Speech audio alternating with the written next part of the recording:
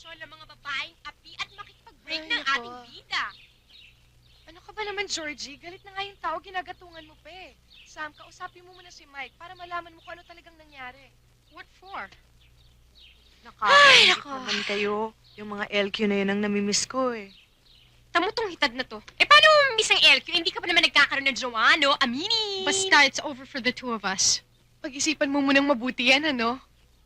Eh, ba't naman kailangan pag-isipan pa? Eh, ganyan talaga ang pag-ibig, ano? Eh, di ba nga may kasabihan tayong, if you love somebody, set him free. And if he comes back, then he's yours forever. Ay, ganda talaga! Hello! Saan comics mo naman nadampot yung saying na yan, ano? Hoy, excuse me, ah. Yan ang philosophy ng parents ko. Kaya tignan mo, perfect ang relationship nila. Walang problema. Eh, kahit nga sa Romeo and Juliet, may igit sa kanila eh. Sam, ayan na si Mike. Guys, let's go.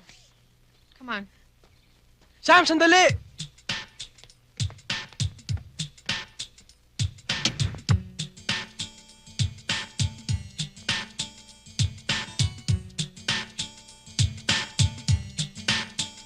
Flowers!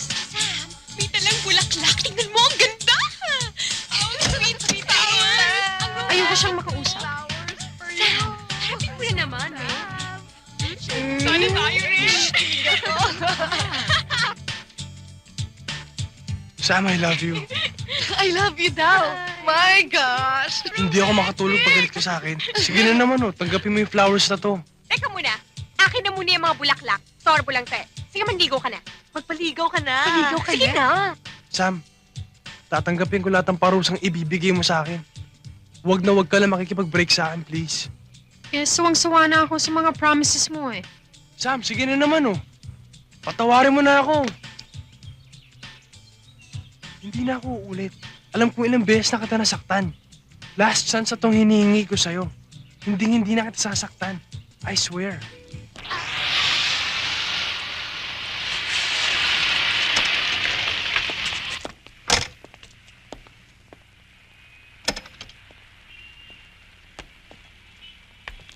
Ginagawa mo akong laruan! Hindi ako sa laruan ng makintab at magara at kailangan mo ipagparangalan at ipag-ingit-ingit sa mga kaibigan mo. Ano ka ba?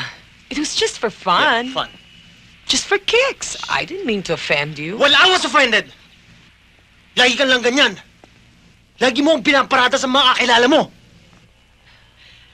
And it worked. Didn't it? Dumami mga kakilala mo. Nadagdagan ang mga kliyente mo.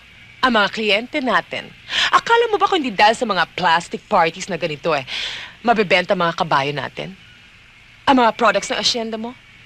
Hindi. Look, do you think kaya nagpapaparty ang mga mayayaman at dumadalo ang mga iniimbita ay just for the simple pleasure of it?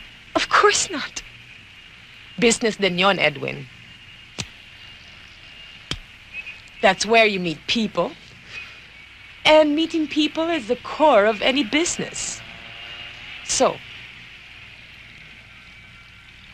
if you want to be successful, kailangan mapansin ka.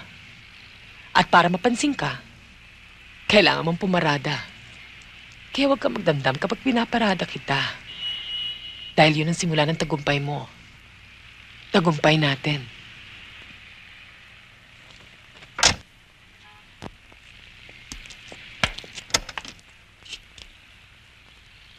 Ano bang problema mo? Pwede ba pagod lang ako?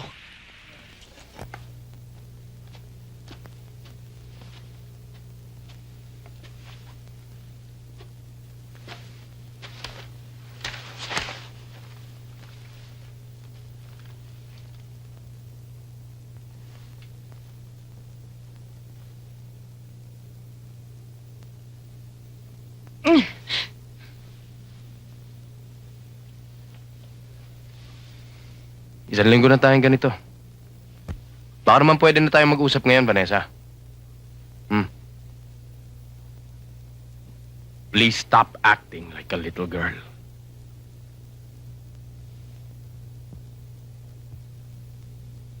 Okay? Bakit ba? Tanungin mo sarili mo! Humarap ka sa akin pagkausap kita! Nung bago labas ka sa ospital, pinagbigyan kita, pinagpasensyahan kita. Pero ayoko na. Tama na to. Ano ba naging kasalanan ko sa'yo? Pinapalitan mo na ako! Ano? Huwag ka nang tatanggi! Huling-huli kita, Nick! Hindi ito chismis! Ako mismong nakakita, kasama ko pa si Diyosa! Hindi ko iniimbento itong storyang ito! Ikaw at ang ex-girlfriend mo, yung first love mo, huling-huli ko kayong dalawa ni Annie!